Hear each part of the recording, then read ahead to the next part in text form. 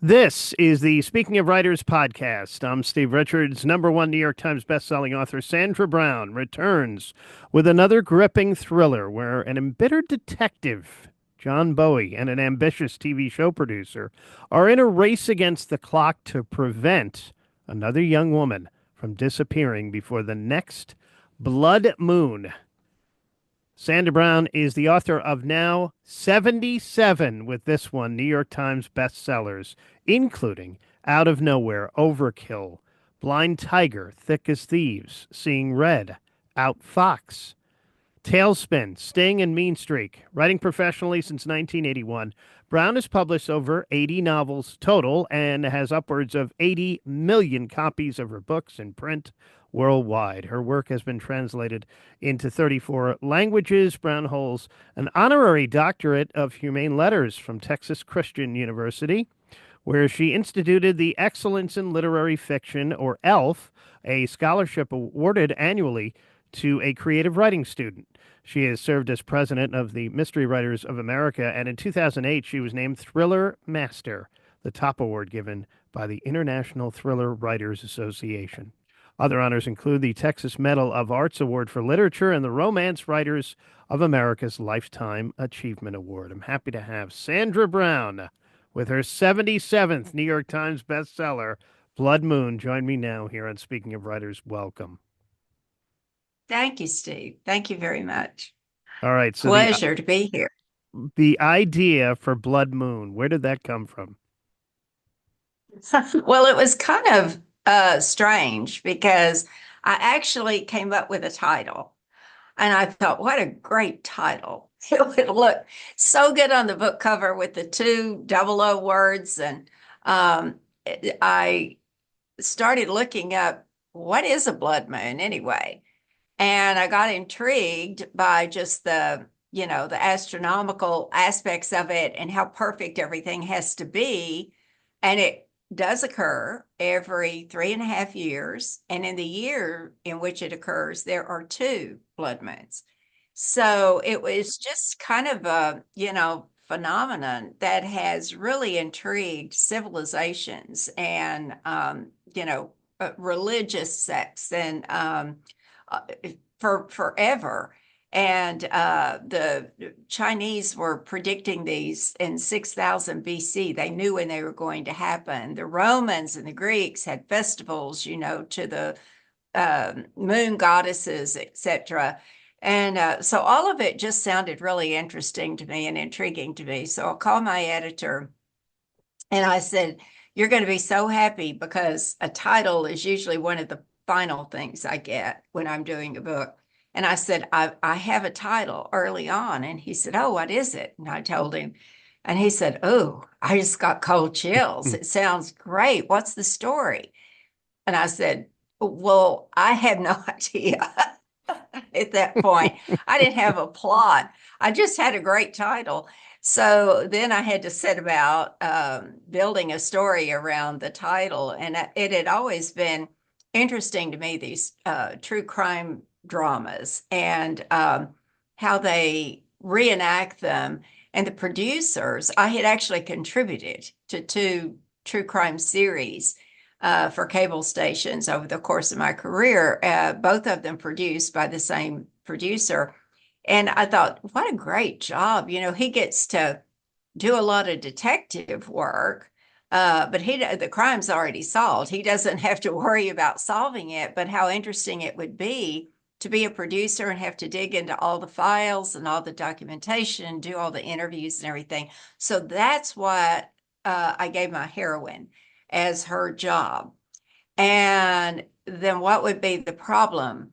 Well, the problem would be that she also became very intrigued about this documentary that they had done for one of their episodes on a show called Crisis Point. That's what I called it.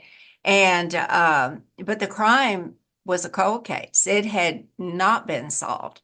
And she kept going back to it. Something about it just bothered her. And she realized that their documentary is not accurate. There's more to the story. And the whole thing is that there's a serial um, abductor on blood moons. And so he only acts every 3.5 years and twice in that year. So she goes to the detective who could not solve the case. It still remains open and it bugs him. It's ruined his life and really damaged his career. And so she goes to him and says it's going to happen again, and it's going to happen in 4 days, which is Mhm. when the next blood moon occurs.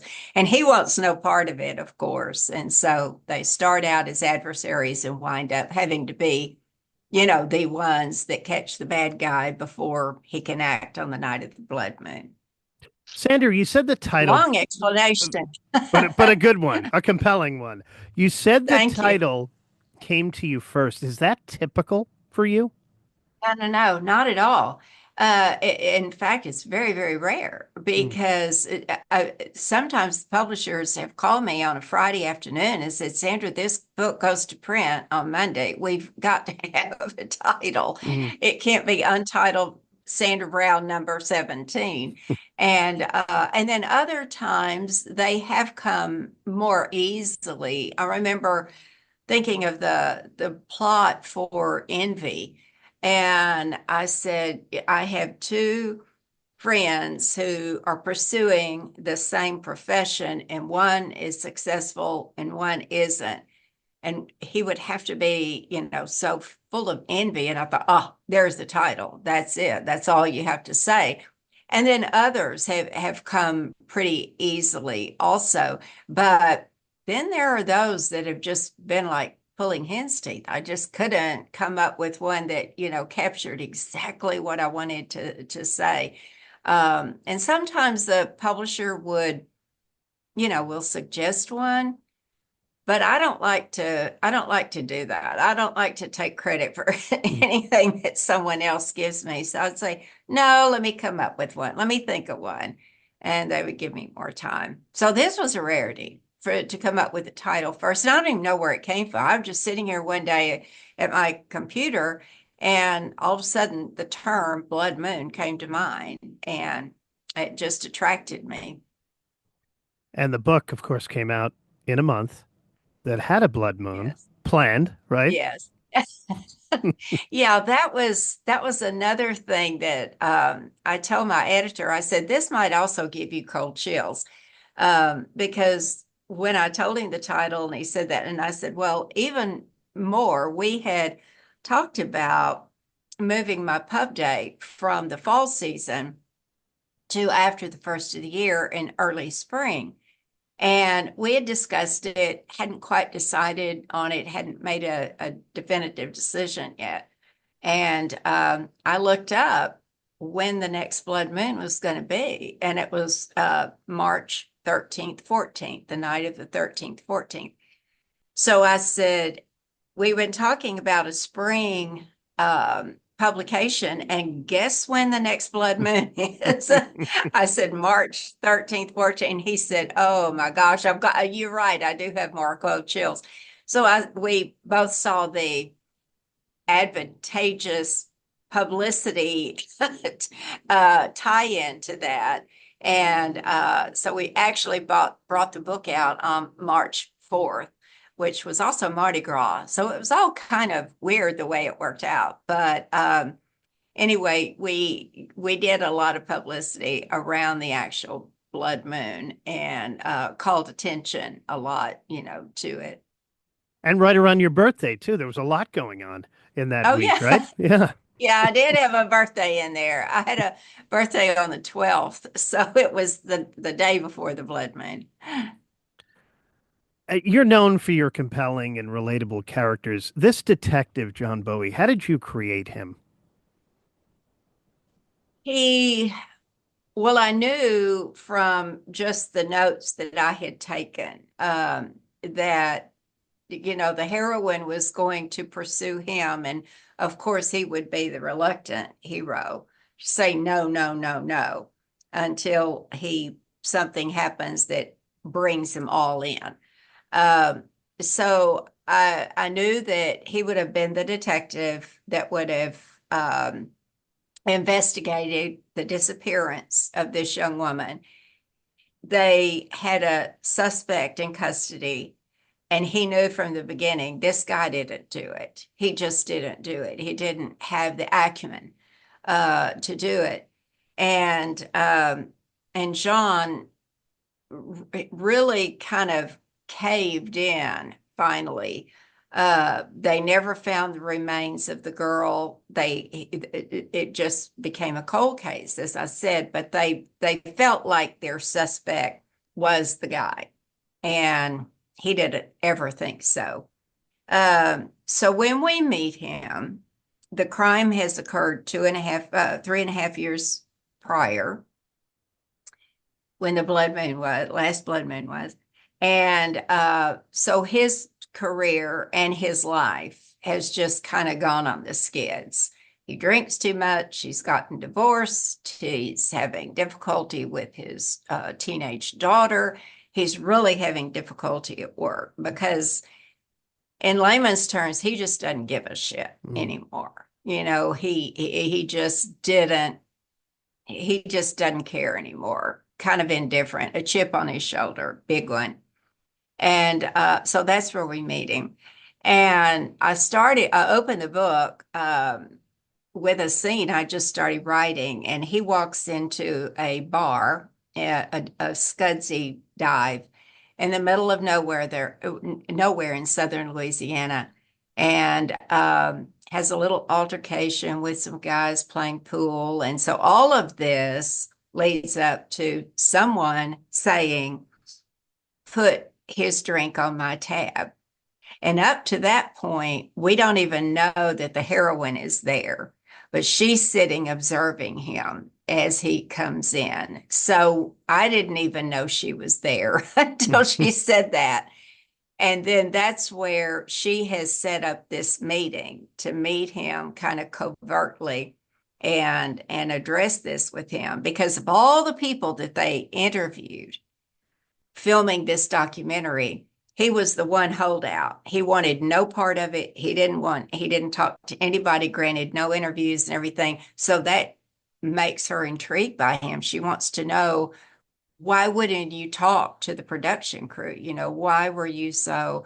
And then at the end of the scene, she says, it's going to happen again. And that gets his attention. But and he's still very reluctant to get involved, which, you know, is kind of a Sandra Brown trademark too. I mean, they have to be kind of, you know, enemies, but they're brought together for a common cause, each coming at it from a different direction and at cross purposes. But then there's also the romantic attraction that keeps them together, but also this purpose that they have in common keeps them together. Sandra, in this book, was there a character that you really enjoyed writing about? It was it John or was it Beth? Well, I loved both of them, but there's also a secondary character who is John's best friend. He is a undercover DEA agent. And they are former partners. They were former detective partners before Mitch joined the DEA. And I just fell in love with him. He's the total opposite of John. John is very broody, deep thinker. He has to have time to think things through, and he takes everything very seriously. Mitch is an adrenaline junkie, and he kind of flies by the seat of his pants. You know, he has to think on his feet constantly because he's working undercover, and he's jocular. He's always cracking jokes, wisecracks, you know, and so he's the hero of the next book. I just couldn't let him go. I thought, what's going to happen to Mitch? And so that's the book I'm trying to finish now. Yeah. I know you started your career as a weathercaster in Texas. So Well, what's yeah, because sort of. In Texas, the weather is either, you know, hot or cold. It's either scorching or freezing, Hmm. and it's either wet or dry. That's kind of, and it can change, at any time. But yeah, I did weather on TV for a while. So, what's the story behind you becoming a writer? I got fired. I got fired from my job. I was also working, it was part-time. I did on the weekend weather, but I also worked on a magazine show. Was on a on-air contributor, and one day they came through. We'd had a great crew, but one day they came through and fired all of us and just said, "We need new faces. We need fresh faces." And which is not very complimentary, but so I was just, I was really devastated because that was my creative outlet. I had Mm. toddlers, two babies at home. And so this was part-time job that gave me something, to do outside the house. So I was like, what am I going to do now? And it wasn't that I wanted to join a bridge club or, play golf or none of the things that my peer group was doing interested me. And my then husband said, you've always said you wanted to write. And it wasn't such a stretch because my dad was a writer. He was an editorial writer, wrote nonfiction. But I grew up with books, and Hmm. books were my favorite toy. And I'd been an avid reader all my life. And so I thought, yeah, if I'm going to try it, I need to do it, now. And I didn't really know I could, but kind of had a fire in my belly for it. And so we literally borrowed the money to buy me an electric typewriter, IBM Selectric. Hmm. It's how far back it goes, and set up a card table in one of the rooms in our house. And I set about writing stories. And then I did a lot of, I had a couple of people read them, had a couple of rejections. And then I did my homework. I had someone tell me, "You've got a really great voice. You've got a way with language, and your characters are compelling." Thank you, Steve, for that comment. But um, you need to learn story structure, put it in a form that, there is a structure to it. And so I spent a year reading textbooks on writing and how-tos on writing, selling fiction, and read one by Dean Koontz, who I was, avid reader of his. And so I really put in the time just studying the crafting. And I rewrote one of my earlier stories. And in the meantime, I had met a bookstore owner who had offered to read a manuscript when I was happy with it. So I sent it to her, and she said, "I know an editor at Bantam Doubleday Dell who's starting a new line of romances." I didn't even know mine was a romance. I mean, I didn't know what to call it. It was just my story. And she said, "The line is called Ecstasy." I went, "Oh, well, sign me up." So she sent it to the editor, um, and within a maybe, I don't know, a week and a half, the editor called me and said, "I want to buy your book." And I was staggered, but then she said, "Have you written anything else?" And I said, "Yeah, I just finished another." And she said, "Is it the same orientation, the same level of sensuality?" And I said, "Yeah." And she said, "Send it to me." And 13 days later, she bought the second one. So that was kind of the launch of my career. Does writing enter? It seems like a long time ago, a very long time ago, but I'm now on book number 88. Mm. Blood Moon was number 87. And I still have the same uh, fear, trepidation when I come to the keyboard every day. It's like, how do I know how to do this? And I don't know how to do it. Mhm. Does writing energize you or exhaust you? Exhausts me. Mm. I when I after I've and it seems like it would be such, such a sedentary job. I have to make myself, I have my little pink weights right here that I put on my arms and legs at different times during the day and work out a little bit with them, just to move. But it seems like it would be so lazy, and a lot of it only amounts to staring out the window, banging your head against the wall, trying to come up with, what you want to tell, but you're trying to figure out a way to tell it that's entertaining. And I'm my first reader, so I have to be entertained too. And if I'm not compelled to turn the page, then I know the reader won't be. So I'm a fairly good barometer of because I love to read and I love storytelling. And so if I'm not getting into it, then I know my reader's not going to. So a lot of it is just sitting and staring. It seems like it'd be, lazy. But on the contrary, if I put in a full day of writing, when I quit for the day, I'm whipped. I mean, it's like I've been beat with a chain. And a lot of it is just the mental exhaustion and emotional because you also, spill your guts.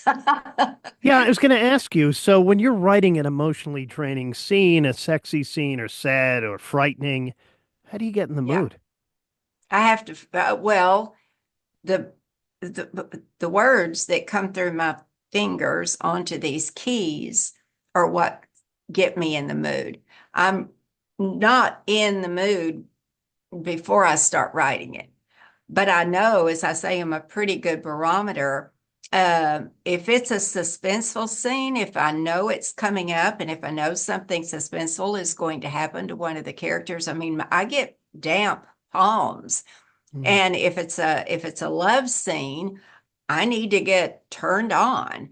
And if it's a sad scene, I can sit here and tears will well up in my eyes as I'm writing. If something because it's like it's not, I know it sounds crazy and schizophrenic, but it's not as though I'm creating anything. It's like the story is there and it's just coming out through me.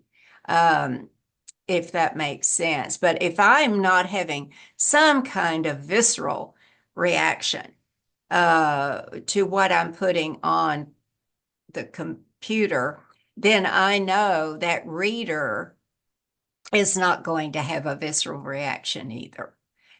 So whether and I'll sit here and laugh out loud at something that a character says that I don't really feel like I made that up. I heard them say it and I write it down.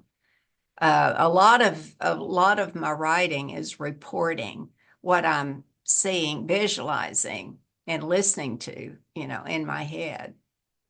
I know you said earlier your father was a writer, so you were always around books. Did you always know that you were a pretty good storyteller?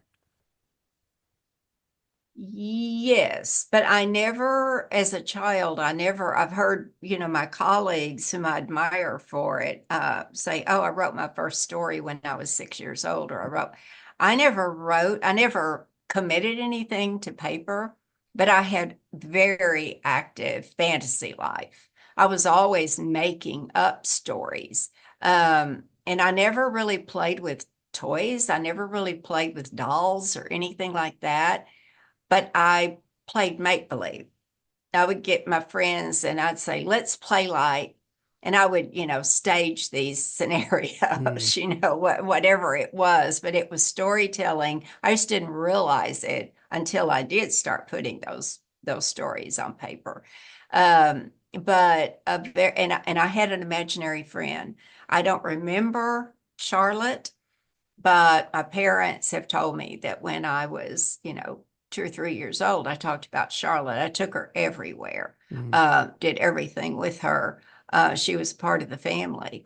And so I guess I still have imaginary friends, that because like when we were talking earlier, um, when I had to take about 3 weeks off for the publication of Blood Moon and all of the, interviews such as this one and the road travel, all of that, I had to leave my manuscript unfinished behind.